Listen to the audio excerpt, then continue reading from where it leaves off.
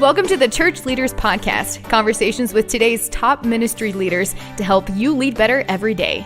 And now podcasting from scenic Colorado Springs, Colorado, here's your host, Jason Day.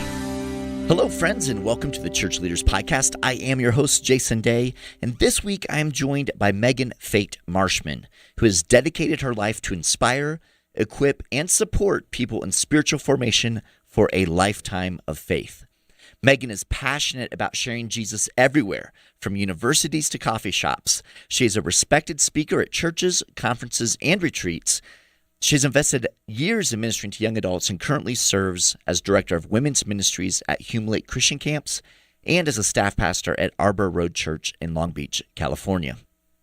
On this week's episode, Megan and I talk about the one key factor that makes all the difference when it comes to discipling others and helping them reach their leadership potential.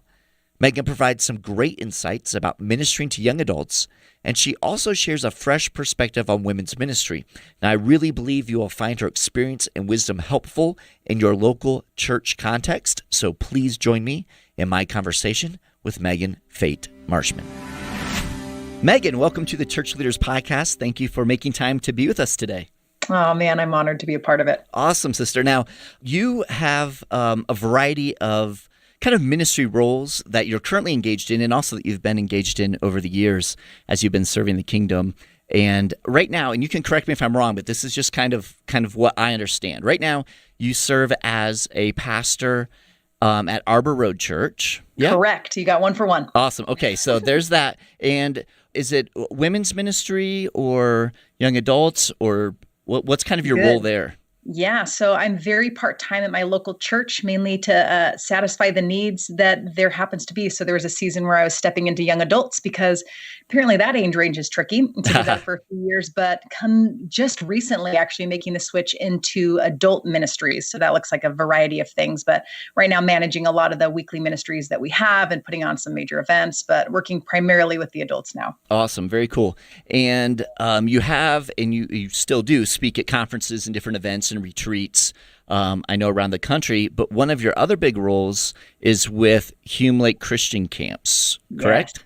Yes. It is, yeah. So I get to run a few retreats there as well, about 5 a year, and then doing a little bit of that itinerant preaching. And by a little bit, I'm now, as I'm saying that, I'm going a lot of it, actually trying to figure out how to balance that, but still prioritize family and, all the good things. But then reading John Mark Comer's book about not living hurried and even want to slow down as I speak to you now. So, amen. Yeah, all the things. I just had John Mark on, and great conversation over kind of that unhurried lifestyle. So I totally get what you're saying there. Awesome. Well, Megan, I just want to talk to you a little bit, and you can share with those who are listening in a little bit about how over the years, how you've kind of been approaching ministry and approaching working with teams. I know you're a proponent of, an Ephesians 4 style of ministry.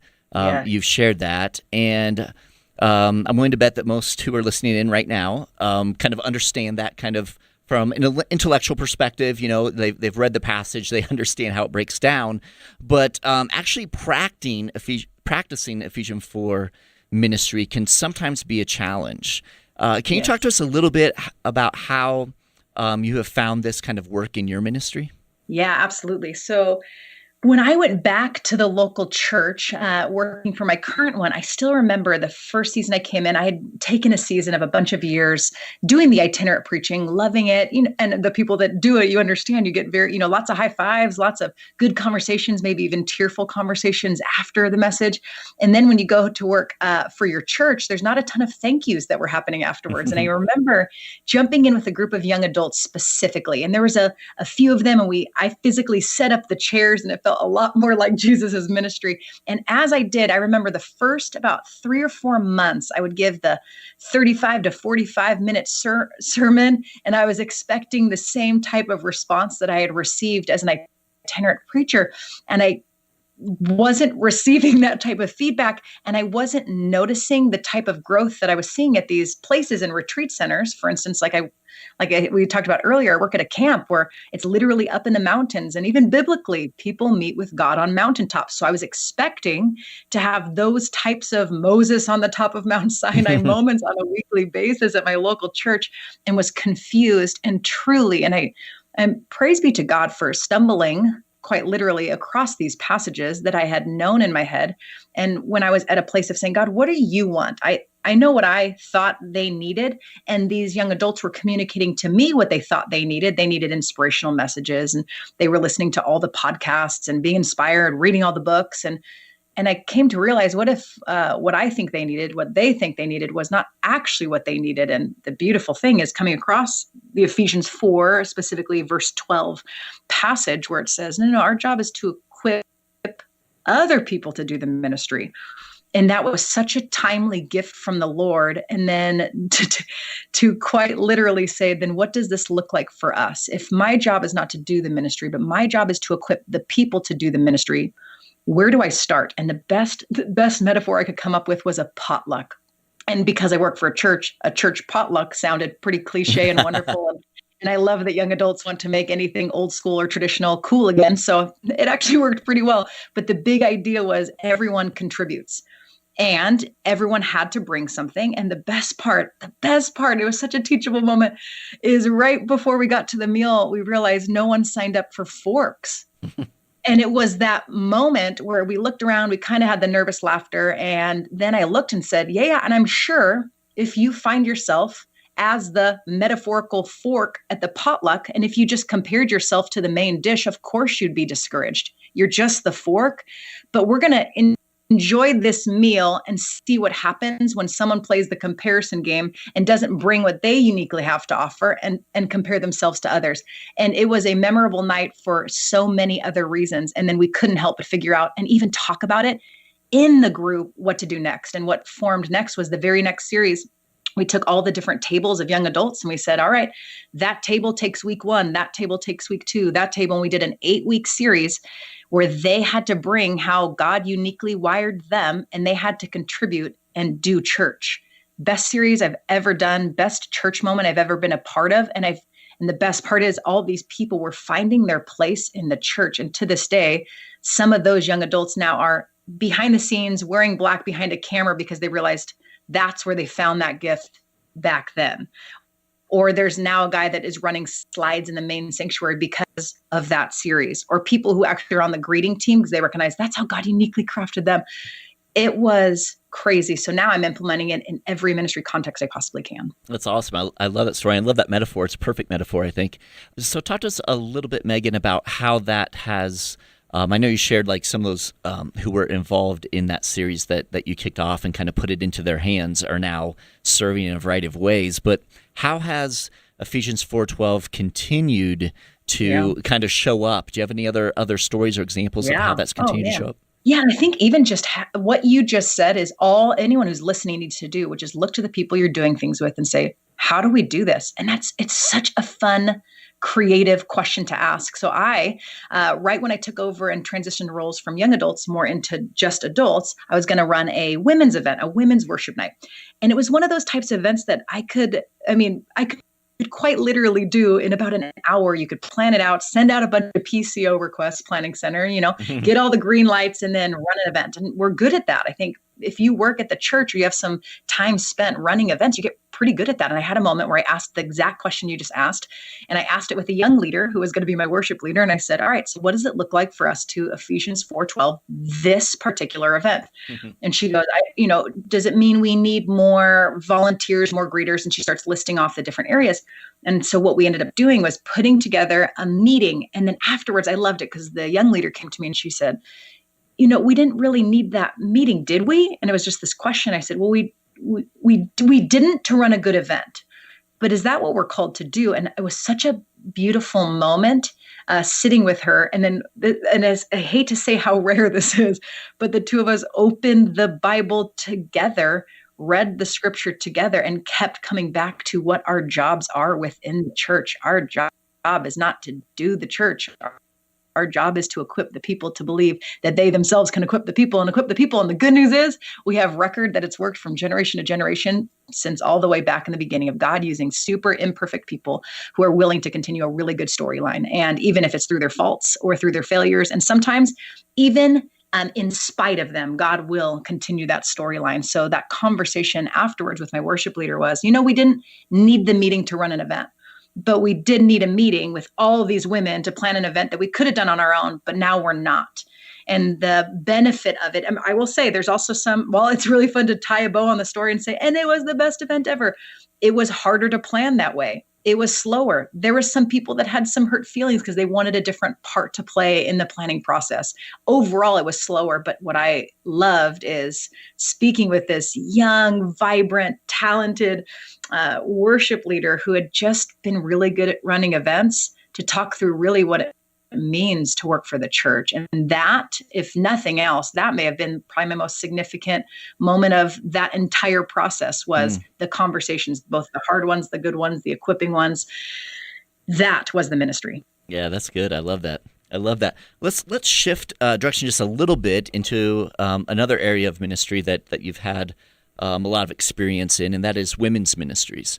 Yeah. And it was interesting, literally just last week, I was having a conversation with a group of people, men and women both, and somehow women's ministries came up, and one of the ladies had mentioned that she's like, I'm not a massive fan of women's ministries. I just think of it as like, setting up an afternoon tea or something like that. And so there's this conversation about, some women aren't as interested in women's ministry or don't see a point of joining one. And so since I know I was going to be talking to you, I'd love to hear kind of your thoughts, having been engaged in such depth with women's ministry over the years. Can you kind of speak to some of that? Yeah, absolutely. I think women's ministry can be, like every other ministry, really beautiful if we make the main thing the right thing. And I'm loving the new voices coming in, specifically on these topics. Man, some really articulate ladies like Jen Wilkin speaking about the history of women's ministries, or Bianca Olthoff, I know, wrote an article for you guys talking about these really beautiful things, gathering people together, but the rich history of what has kind of taken women's ministry in different directions. And women naturally love talking about stories. They love circling around tables and feeling known, getting to know other people. And these are all really good things. And I think they're great contributions to our church. There's much to learn from women's gatherings and the felt need from women. But I would say the most important thing to keep coming back to is to make sure the main thing's the right thing. And we don't just rely on tradition or what we've always done or make it solely about us. So although this conversation can go all across all sorts of ministries, in my experience with women's, it's been very easy and almost tempting. And it's even weird using that word, but tempting to make it more about a social gathering. Tempting to make it more about us sharing our testimonies and our stories. And while that's absolutely helpful and beautiful and something I think a lot of other areas of the church can learn from, women and vulnerability, authenticity, all these really powerful things that women value, when we make that the priority, I think we miss out on what can be accomplished through time together. And so I would say, while the women's has got, it's so funny you bring up all those, the conversation you had, because I too, in running women's ministry at the camp that I have, I find such victory when someone says, so I hate women's ministries. And then, but that's usually the start of the testimony that gets to, but I liked this. And I will say that this that they're always referring to is likely not the things that are stereotypical women's ministry. It's not doilies. It's not centerpieces. It's not all the things that unfortunately come with the stereotype of women's ministry. What it is women huddled around truth, and then secondarily seeing how that truth impacts their lives. Again, secondarily being key.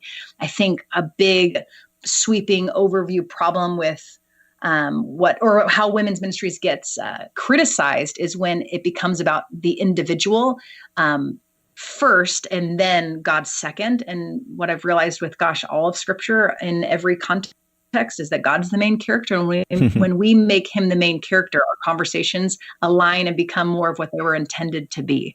Whenever we make ourselves the main character of any conversation, what we'll find ourselves doing is trying to get everyone else and everything else to play very great supporting roles to us. And so again, women's ministry can get some funny stereotypes, and I love all of them. And I love the centerpieces. It happens not to be my my unique contribution to the night. But but it really is helpful. And I actually want to add something to those of you who get frustrated about the centerpieces. I was made aware. What I did at a women's conference, I remember one time, was I grabbed ladies from each generation very intentionally, and I brought them together. And I said, "What is it about the doilies? Why does that matter?" And one woman blew my mind. She was probably in her 50s or 60s, and she looked and she said, "Well, back in our day, we didn't value authenticity because we never saw it." She goes, "So what we valued was a clean home because that was what was presented as love. And so when you walk into someone's home and it was clean, that was an act of love for us." And then I looked at the 20-something who sits across the table from all these people all the time asking about their story and their soul, and they have these deep, meaningful conversations. For them, what it meant to show love is to get to know me or to ask about me. And so to say, wow, women's ministries, we actually can learn from each other. The younger can learn from the older to say, when you set the table beautifully, it communicates love to a generation you don't understand. And then for the older person to look at the younger person, or to learn from the younger person and say, I need to understand vulnerability and the power of story from you. And when we learn like that, but when the purpose is not just understanding ourselves or each other, when the purpose is not us as the main character, but when the purpose is knowing who God is and then loving people in response, I think those are the moments where women's ministry is what God intended. That's good. That's a good word, sister.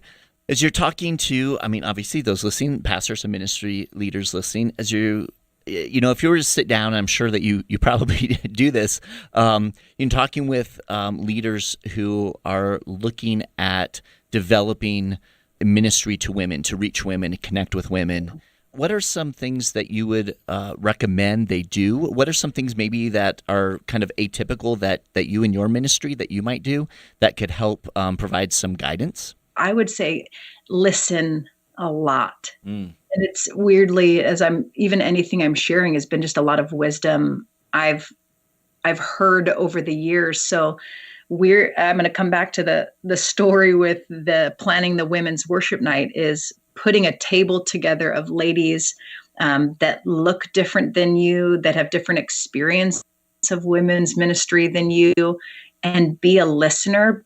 Because if you being the leader, if you say something, the people might understand it. And that's, you hope, but if the people say something, they'll remember it. Kind of like if you've ever sat in a seminar and you're in the audience and you raise your hand and you speak up, you spend the rest of the seminar critiquing or being very proud of what you just said, right? Right.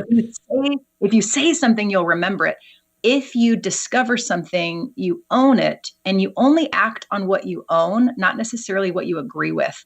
And so I would say if you want to start something or you want to begin the conversation, get people around a table, begin to listen, because when they begin to speak, and if they even get to the place of discovering what they need, they'll begin to own the ministry. And then, full circle, you'll find yourself doing the Ephesians 4:12 type ministry, which is allowing, empowering, encouraging, equipping them to do it. And when they discover it, they'll own it. And then it won't feel like a burden, because they'll be enacting or creating content that they came up with themselves. So I would say the best thing is to approach it as a learner. I've had to do this in so many different contexts, but when people feel heard, they feel valued. When they discover truth, they're on their way to doing something really beautiful. Yeah, that's good.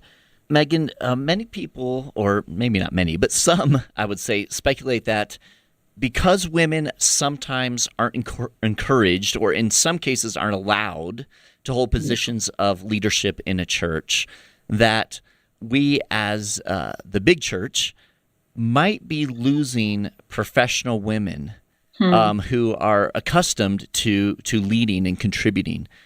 In your experience, have you seen this play out in any specific way?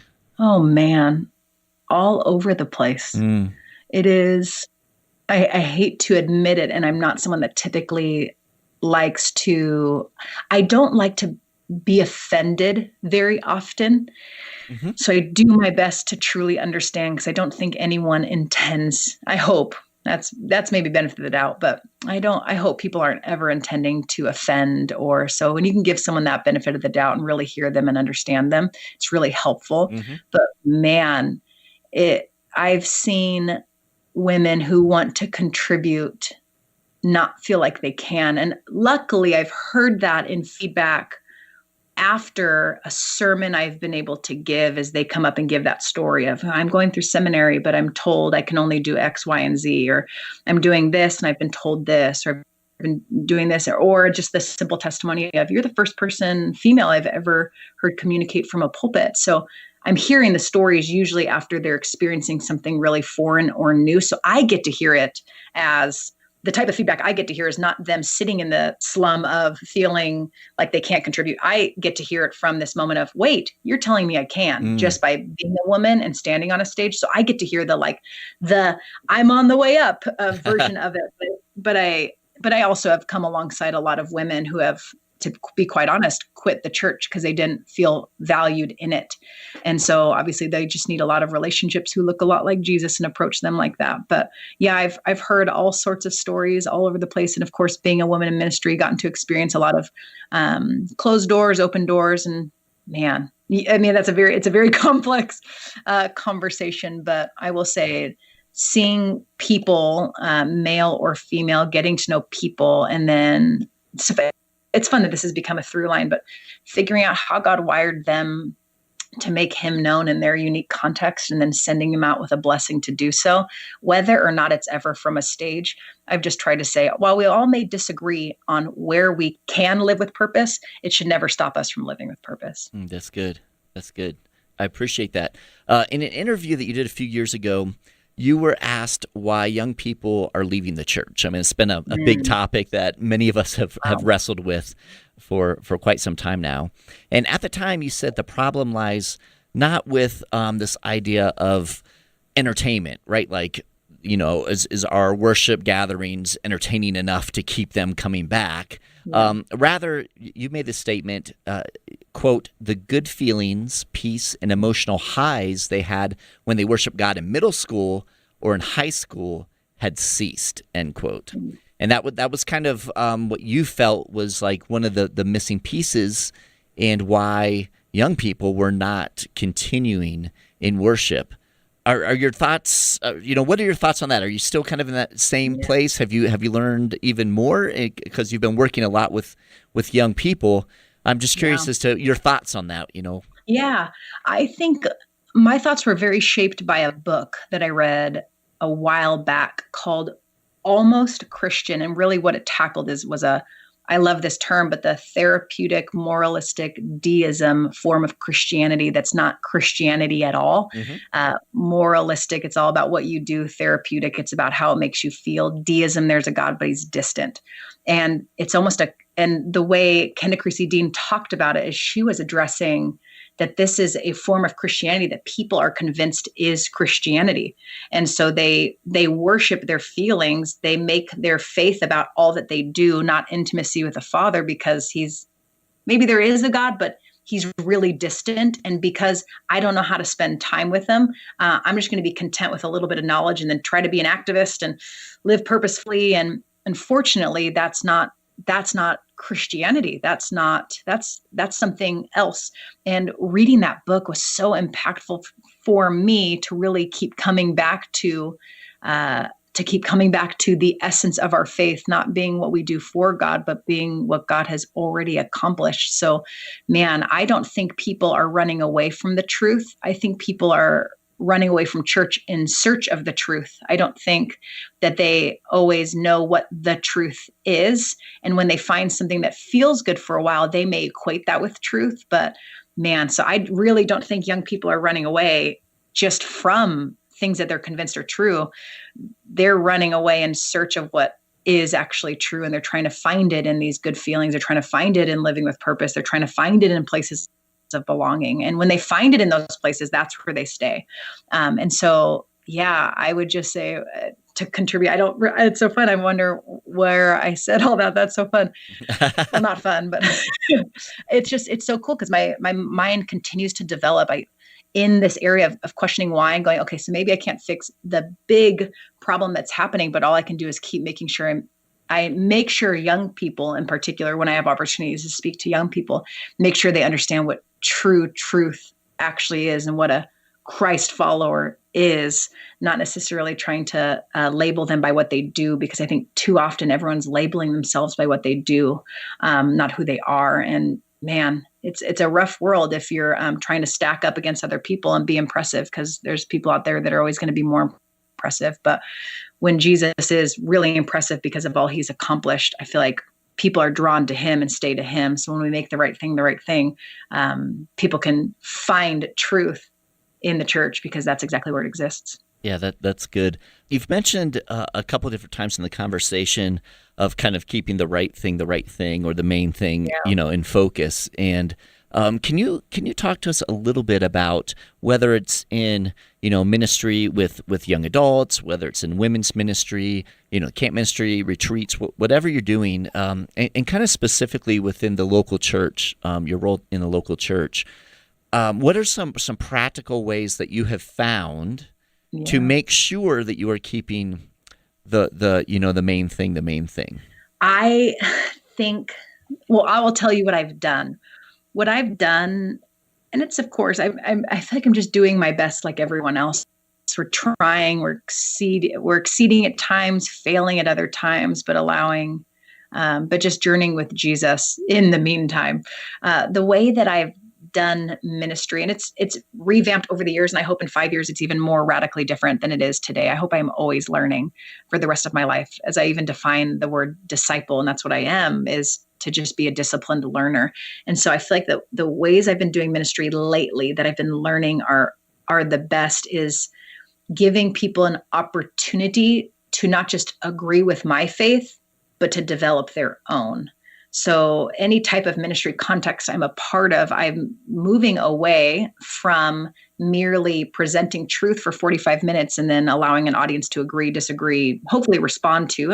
And while there is room for that, and I get opportunities to do that all over the place, in areas where I am ministering consistently, so my own local church or even that Christian camp I work at, is to create space for people to wrestle with truth themselves. And so giving scripture for people to huddle around and to develop thought. And I think that what I'm attempting to do is create ministry in which people not just listen to an exciting sermon and agree with someone else's faith, but a safe place for them to discover truth for themselves.